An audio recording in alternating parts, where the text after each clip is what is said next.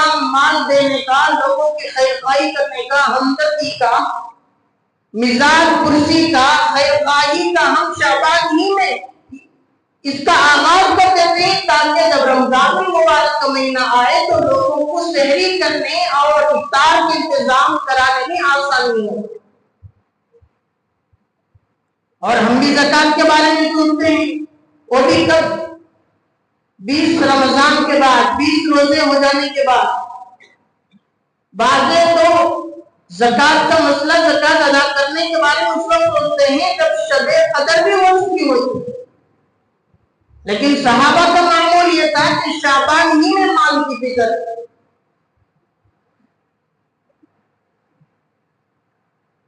اور اس زمانے میں اللہ کے نبی علیہ السلام کی خیرخواہی کا جذبہ لوگوں میں ایسا پھیل گیا تھا، یہاں سے کہ جو حکام ہوا کرتے،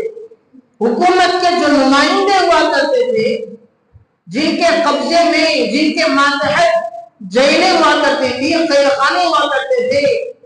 جرائم کی وجہ سے بہت سارے لوگوں کو الزامات کی وجہ سے خیرخانے میں ڈال دیا جاتا، شعبان آ جانے کی وجہ سے رمضان کے استقبال، رمضان کے انتظار میں قیدیوں کو چھوڑ دیا جاتا۔ جن قیدیوں کی ابھی سنوائی نہیں، سماعت نہیں، ان کو سن لیتے، اگر وہ معافی کر لے، معافی مانگتے، معافی کی درخواست کرتے، آئندہ ہر چیز کسی بھی طرح کی غلطی نہ کرنے کا عزم کر لیتے تو انہیں معاف کر کے قیدیوں کو چھوڑ دیا جاتا اور معاملات کو سلجھا لیتے۔ اللہ کے نبی علیہ السلام اور صحابہ اکرام کا شعبان ہی سے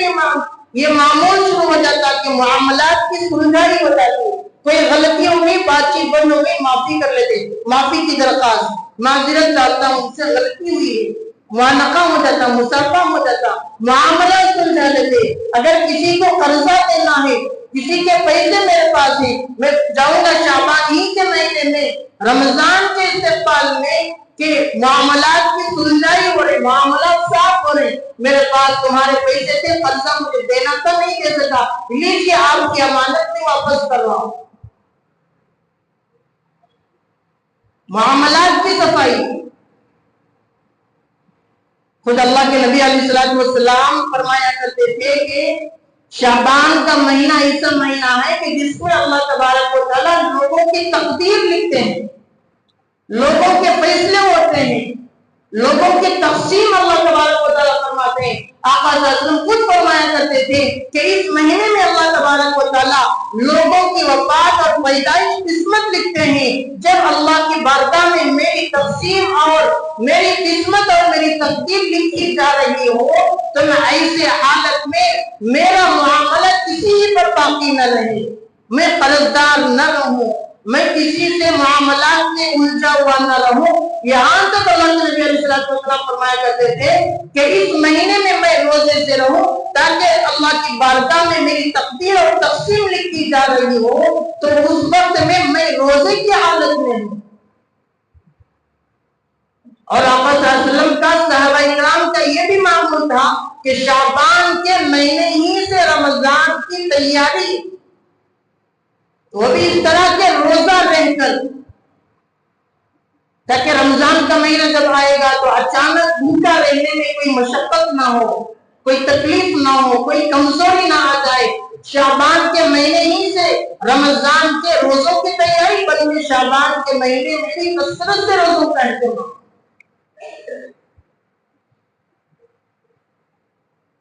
تو روزہ رکھ کر اللہ تبارک و تعالیٰ کے ان مہینوں کا اعزاز اور اکرام صحابہ اکرام فرمایا کرتے ہیں۔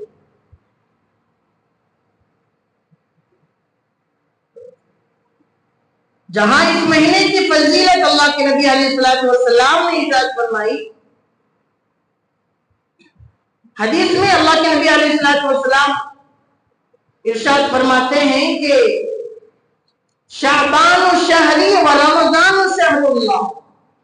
شعبان کا مہینہ میرا ہے اور رمضان کا مہینہ اللہ تبارک و تعالیٰ، یعنی شعبان کے مہینے میں جو میں روزے رکھ رہا ہوں، میں اپنی ذات سے رکھ رہا ہوں، نفل روزوں کا میں اہتمام کر رہا ہوں، اور جب رمضان آئے گا تو وہ اللہ کے لیے روزے رکھوں گا تو اللہ کے لیے جب روزہ میں کسی وجہ سے نہ رکھوں گا تو وہ فرض روزے ہی اللہ کی بارگاہ میں پکڑ ہوگی۔ تو اللہ کے محبوب علیہ السلام کا معمول شعبان کے مہینے میں جہاں کثرت تلاوت، بہت زیادہ صدقہ خیرات کرنا، لوگوں کی خیر خواہی، پرسان حال ہو جانا، اور معاملات کی صفائی اور سلجھائی، روزوں کا کثرت سے اہتمام، قرضہ اگر کسی کا ہے تو فوراً ادا کر دینے کا اہتمام۔ حضرت انس رضی اللہ عنہ کی ایک روایت کہ اللہ کے محبوب علیہ السلام شعبان میں نہیں بلکہ رجب کے مہینے سے ہی رمضان کا انتظار، اللہ تبارک و تعالیٰ سے بھلائی مانگتے، خیر مانگتے، عافیت مانگتے، صحت مانگتے، امن اور امان مانگتے، ہر طرح کی عافیت اللہ کے نبی علیہ السلام رمضان کی تیاری کے لیے ہی رجب سے شروع فرما دیتے، جیسا کہ نمازوں میں بھی، دعاؤں میں اکثر ہم رجب کے مہینے سے ہی بہت سارے حضرات، خاص طور سے ائمہ حضرات دعا میں یوں کہتے ہیں: اللہم بارک لنا فی رجب و شعبان وبلغنا رمضان۔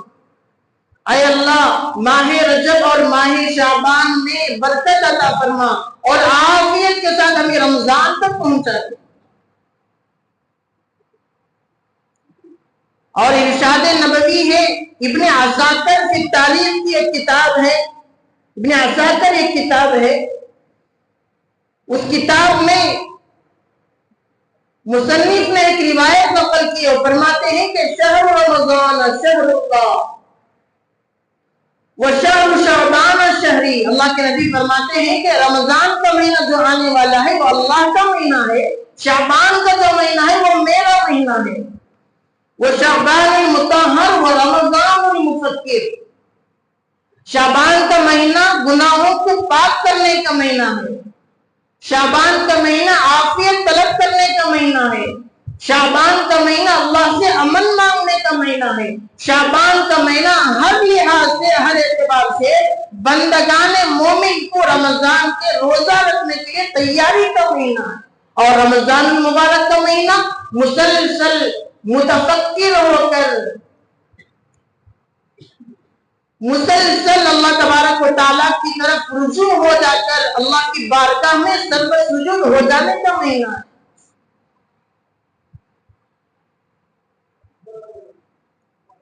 اور حضرت اسامہ بن زید رضی اللہ عنہ صحابی ہیں، وہ فرمایا کرتے تھے کہ شعبان بین رجب وشہر رمضان یغفل الناس عنہ یغفر فیہ اعمال وَيُرْفَعُ فِيهِ أَعْمَالُ الْعِبَادَةِ۔ شعبان اور رجب کا مہینہ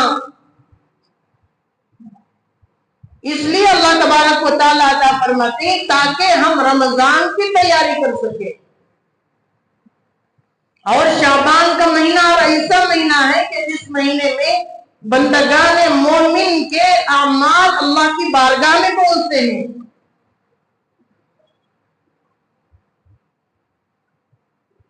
ماہ شعبان میں حضور اکرم صلی اللہ علیہ وسلم اور صحابہ اکرام رضوان اللہ تعالی علیہم اجمعین کا معمول جہاں کثرت سے روزے رکھنے کا، کثرت سے تلاوت کرنے کا، معاملات کی صفائی اور سلجھائی کا، اور قرض داری ہے تو اس قرض کو ادا کرنے کا اہتمام کرنے کا۔ تابعین تبع تابعین میں قرض کے متعلق یہاں تک علماء نے لکھا ہے کہ شعبان کا مہینہ آ چکا ہے، قرضہ میرے اوپر موجود ہے۔ تابعین تبع تابعین یہ آواز لگایا کرتے، بہت زیادہ زور دیا کرتے، فرمایا کرتے تھے کہ بھائی اگر کسی کا قرضہ ہے تو وہ قرضہ ادا کرنے کی فوراً فکر کرو۔ اگر قرضہ ادا کرنے کی طاقت نہیں ہے، جن صاحب کو آپ نے قرضہ دینا ہے ان کے سامنے جا کر معافی طلبی کر کے معاملے کو سلجھاؤ۔ اگر معاملہ معافی طلبی سے نہیں سلجھ رہا آپ کے پاس، آپ اگر مالک ہیں کسی وراثت کے، آپ کے پاس گھر ہے، مکان ہے، دکان ہے، کاروبار ہے، ان سب کو اگر تم فروخت کرنا چاہو تو کر دو، فروخت کر کے اس کو بیچ کر جن صاحب کو آپ نے قرضہ دینا ہے وہ قرضہ ادا کرو۔ آپ کو مال کا وارث بن جانا ضروری نہیں ہے کہ آپ کے پاس خاص مکان ہے، خاص دکان ہے، خاص گھر ہے۔ اللہ کی بارگاہ میں یہ نہیں پوچھا جائے گا کہ ہاں ماشاءاللہ آپ کے پاس مکان تھا، اچھا کاروبار تھا، اچھا گھر تھا، سب کچھ آپ کے پاس تھا۔ یہ ضرور پوچھا جائے گا کہ وہ سب کچھ تو ہے، ٹھیک ہے، آپ کے ذمہ قرضہ کتنا، جتنا قرضہ آپ نے کسی سے لیا تھا وہ قرضہ ادا کیا ہے یا نہیں؟ قرضہ اگر ادا نہیں کیا ہے، ایک اور روایت ذہن میں آئی کہ اللہ کے نبی علیہ السلام فرماتے ہیں کہ میں نے کسی سے قرضہ لیا تھا، مثال کے طور پر 10,000 روپیہ، اور میں نے قرضہ لیتے وقت میں یہ معاہدہ ہم دونوں میں ہوا تھا کہ جنوری کی 23 یا 24 تاریخ یا 25 تاریخ کو میں ادا کر دوں گا۔ وعدے اور معاہدے کے مطابق میں نے وہ قرضہ ادا نہیں کیا، تو فرماتے ہیں کہ جب وہ تاریخ گزر گئی، وہ تاریخ ٹل گئی، اس کے بعد اللہ تبارک و تعالیٰ کا معاملہ یوں شروع ہوتا ہے کہ جو 10,000 روپیہ وعدہ ہوا تھا کہ فلاں تاریخ تک لوٹا دوں گا، نہیں لوٹایا، تو اب اللہ کی بارگاہ میں اللہ تبارک و تعالیٰ کی منشا سے یہ ہوتا ہے کہ اس تاریخ کے بعد سے جتنے روپیے میرے قرضے کے قرضہ مجھے دینا ہے، اس قرضے کے برابر اللہ تبارک و تعالیٰ میرے نام اعمال سے 10,000 روپیہ نکال کر جس کو میں نے قرضہ دینا ہے اس کے نام اعمال میں ڈالیں گے۔ ایک ایک دن کے بدلے میں 10,000 روپیے کا جو میرے اوپر قرض کا وبال ہے وہ اس کے نام اعمال میں ڈالیں گے جس کو میں نے قرضہ دینا ہے، جس کی امانت میرے پاس موجود ہے۔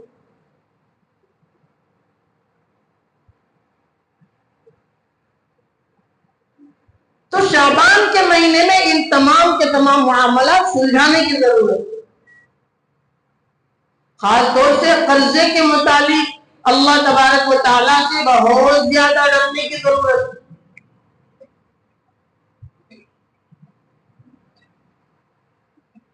حضرت عمار رضی اللہ عنہ کے متعلق امام ابن جوزی رحمت اللہ علیہ فرماتے ہیں کہ حضرت عمار رضی اللہ عنہ کا یہ معمول تھا جیسے رمضان میں ان کا معمول، جیسے ہمارا اور بہت سارے ساتھیوں کا بھی یہ معمول ہوتا ہے کہ رمضان میں روزانہ اس وقت سے لے کر اس وقت تک تلاوت ہوگی، اس وقت سے اس وقت تک ذکر ہوگا، اثر کے بعد سے لے کر افطار تک تلاوت میں، ذکر اذکار میں، تسبیحات میں اور عبادتوں میں لگائیں گے۔ جیسے رمضان کا ہمارا شیڈیول ہوتا ہے اور ہمارے معمولات ہوتے ہیں، ویسے حضرت عمار رضی اللہ عنہ کا یہ معمول رجب کے مہینے سے شروع ہو جاتا۔ علامہ ابن رجب حنبلی لطائف المعارف ایک کتاب ہے، اس میں فرماتے ہیں کہ کان یقال الشہر شعبان و شہر القرآن، وہ فرمایا کرتے تھے کہ ہمارے زمانے میں یہ محاورہ تھا، ہمارے درمیان یہ محاورہ شعبان کے مہینے سے شروع ہو جاتا تھا کہ یہ مہینہ حافظوں کا مہینہ ہے، یہ مہینہ حافظ قرآن کا مہینہ ہے، یہ مہینہ قاری قرآن کا مہینہ ہے، کیونکہ ان شعبان ہی کے مہینے سے لوگوں کے اندر بہت زیادہ کثرت تلاوت کا اہتمام۔ شعبان سے پہلے اگر کسی کا معمول 2 یا 3 پارے پڑھنے کا تھا تو شعبان کے مہینے میں اور زیادہ کثرت تلاوت کا اہتمام۔ ہمارے درمیان یہ محاورہ ہو گیا تھا، صرف اتنا نہیں کہ مرد ہیں، صرف اتنا نہیں کہ حفاظ ہیں، صرف اتنا نہیں کہ مدرسے میں یا مکتب میں پڑھنے والے طلبہ یا طالبات کا یہ معمول ہے، بلکہ گھر میں کام کاج کرنے والی خواتین، مائیں اور بہنوں کا بھی یہ معمول تھا۔ بہت زیادہ شعبان کے مہینے ہی سے کثرت تلاوت کا اہتمام، روزوں کا اہتمام، ذکر اذکار کا اہتمام۔ علامہ ابن رجب حنبلی فرماتے ہیں کہ بہت زیادہ کثرت تلاوت کا اہتمام لوگوں میں ہوا کرتا تھا۔ حضرت عمر بن قیس الملائی رحمت اللہ علیہ کے متعلق علامہ ابن جوزی رحمت اللہ علیہ ایک بہت بڑے محدث اور مصنف ہیں، وہ فرمایا کرتے تھے کہ اذا دخل شعبان اغلقها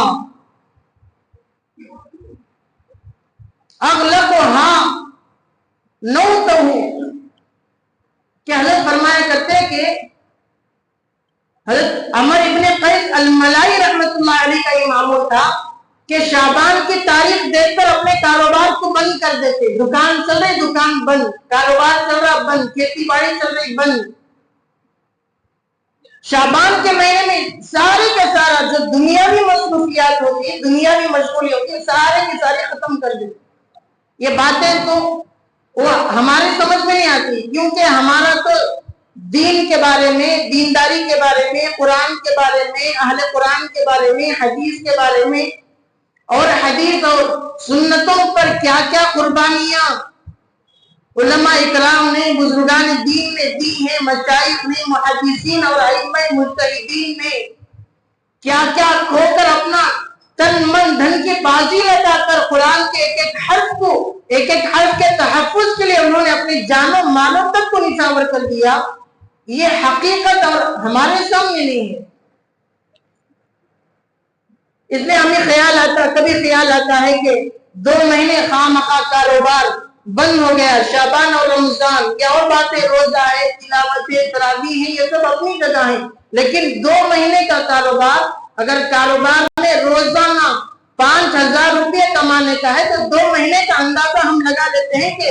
کتنے کا نقصان انہوں نے کر دیا۔ بیوقوف ہیں، پاگل ہیں، وہ ہم جیسے نہیں تھے، ان کو معلوم تھا کہ قرآن کے ایک ایک حرف کے لیے کیا کچھ کھویا، اللہ کے نبی نے ایک حرف کے تحفظ کے لیے کیا قربانی دی ہے، حضرت عمر نے کیا قربانی دی، حضرت علی نے کیا کھویا ہے، حضرت عمار نے کیا کھویا، حضرت سمیہ نے کیا کھویا، حضرت عمارہ نے کیا کھویا، حضرت عائشہ نے کیا کھویا ہے، حضرت بلال نے کیا کھویا ہے، حضرت خباب نے کیا کھویا ہے، ان صحابی نے کیا کھویا جن صحابی کو مسلمان اور ایمان سے ہٹنے کے لیے آرے سے کاٹا گیا، ان صحابی نے دین اسلام کے تحفظ اور قرآن کی شان سربلندی کے لیے ان صحابی نے کیا کھویا جن صحابی کو مکہ المکرمہ کی سڑک پر اور ریتیلی زمین پر چٹ لٹا کر مدینے مکے کی گلیوں میں گھسیٹا جاتا تھا۔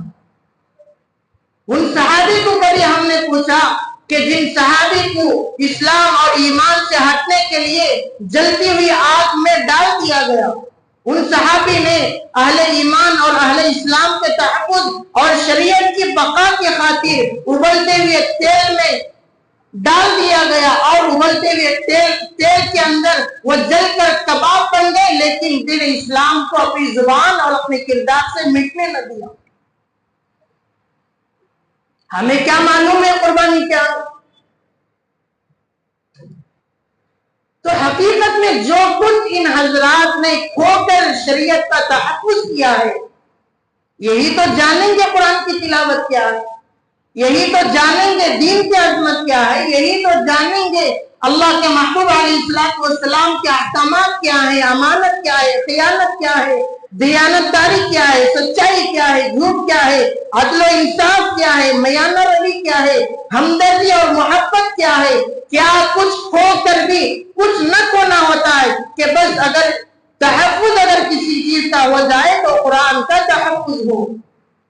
ان صحابہ نے، ان اولیاء اعظام نے یہ سب کچھ کھو کر بھی دین اسلام کی شریعت اور سربلندی کی خاطر اپنا بہت کچھ کھویا۔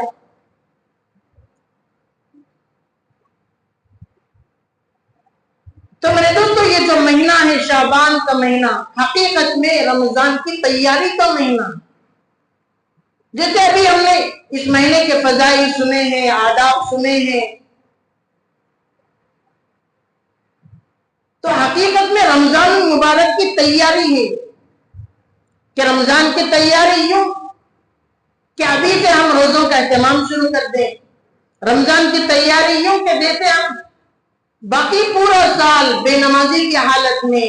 معاملات الجھے ہوئے معاملات، قرضداری الجھی ہوئی قرضداری، لوگوں سے دشمنی الجھی ہوئی دشمنی، معاملات میں بہت زیادہ سٹے بازی جیسا ہمارا معاملہ، ان تمام چیزوں سے توبہ تائب ہو کر اللہ تبارک و تعالیٰ کی طرف رجوع اللہ ہو کر اللہ تبارک و تعالیٰ سے، اور جن سے ہمارے معاملات الجھے ہوئے ہیں معافی مانگ کر اپنے آپ کو ظاہر کے ساتھ ساتھ باطن کو بھی رمضان المبارک کے لیے تیار کر لینا۔ اللہ تبارک و تعالیٰ سے دعا فرمائیں، اللہ تبارک و تعالیٰ مجھے اور آپ کو ان کہی اور سنی باتوں پر عمل کی توفیق عطا